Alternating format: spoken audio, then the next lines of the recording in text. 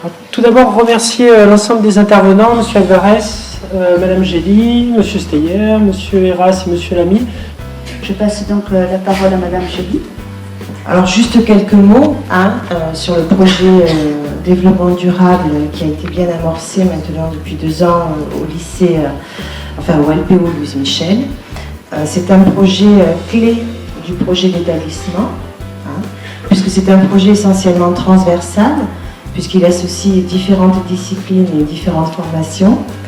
C'est un projet fédérateur, parce que je crois que vous avez commencé avec très peu d'élèves. Et les actions dans un projet d'établissement ne peuvent se vivre que si, au départ, il y a des porteurs de projets. Alors, sur cette conférence, permettez-moi de remercier nos porteurs de projets. Voilà, et bien entendu, j'ai un clin d'œil tout particulier pour nos élèves éco-délégués, voilà, pour leur dynamisme, leur naïveté aussi quelquefois. Et voilà, je voulais vous faire un clin d'œil, un remerciement aussi, parce que vous aurez l'occasion de montrer ce que vous faites aujourd'hui à l'assistance, et je sais qu'ils y seront sensibles. L'INRA a été fondée juste après la guerre, avec comme objectif de rendre la France autonome au niveau alimentaire. Vous avez à égalité, vous avez l'armée, vous avez l'Église, vous avez la SNCF et vous avez l'INRA en termes de propriétaires. Le traitement du déchet, il commence par la collecte. Et c'est là où je mets un point important. C'est vrai que dans la valorisation des déchets, il y a la recherche, Bac+8. Donc vous voyez, il y a à la fois des perspectives en matière de création d'emplois, à travers des formations que vous pourriez suivre. Il y a des perspectives aussi pour les entreprises qui peuvent se développer dans ce secteur-là.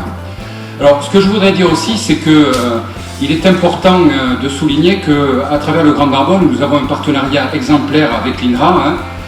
Les éco-délégués et 2 élèves de ST2S vont venir sur scène vous présenter leur action. Et vous verrez qu'ils sont très impliqués et ils méritent vraiment d'être encouragés, d'être remerciés pour leur engagement.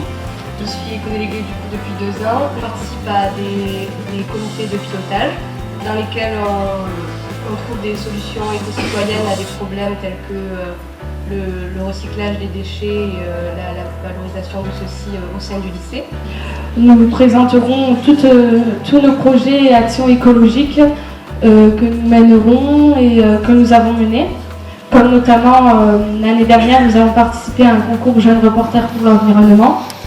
Mais seront exposées aussi les actions et projets comme EcoBloc que viennent de vous présenter Mathilde et ses camarades.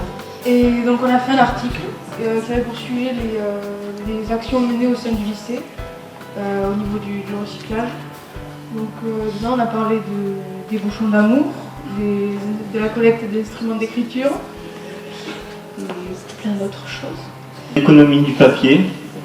Et je voudrais savoir pourquoi, pour l'instant, les professeurs n'ont pas été encore briefés à l'utilisation de l'ordinateur pour la prise des cours, qui pourrait économiser pas mal de papier. Donc vous avez raison, il faut qu'on fasse tous des efforts. Et les professeurs sont les premiers à gaspiller du papier. On le reconnaît, je crois qu'on est tous responsables.